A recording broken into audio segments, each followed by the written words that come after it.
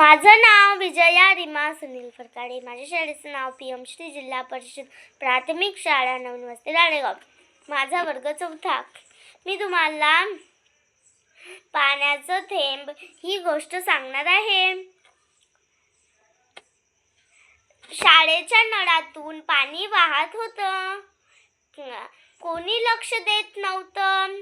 आदित्यने ते पाहिलं आणि त्याने त्या नळाकडे पाहिलं आणि विचार न करता त्याने तो नळ बंद केला आणि तो विचारत पडला की हा नळ कोणी सुरू केला असेल.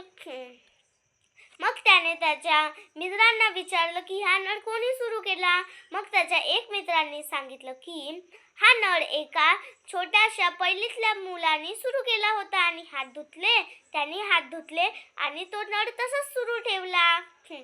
मग आदित्यने त्याच्या मित्राला सांगितले की त्या छोट्याशा पहिलीतल्या मुलाला माझ्याजवळ घेऊन ये. मग तो मुलगा आला त्याच्याजवळ आणि आदित्यने त्याला समजून सांगितले की आपल्याला जर पाण्याची बचत करायची असेल तर कुठेही, आपल्या घरी असो किंवा शाळेत, कुठेही असो, जर नळ किंवा काही पाण्याचं सुरू असलं तर जर आपल्याला पाण्याची बचत करायची असेल तर ते बंद करून द्यायचे पाण्याचं नळ किंवा काही. याने आपल्या पाण्याची बचत होते. तेवढ्यातच घरी जायची सुट्टी झाली. शाळेची घरी जायची सुट्टी झाली. मग घरी जाताना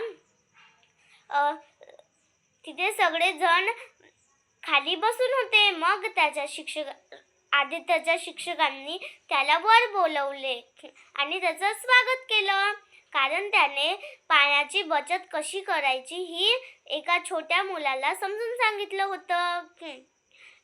आणि त्याचं स्वागत केलं आणि एक चॉकलेट पण दिलं त्याच्या सरांनी. आणि मग ते सगळे घरी गेले. धन्यवाद. या गोष्टीतून बोध मिळते की कधीही पाण्याची बचत करावी. धन्यवाद.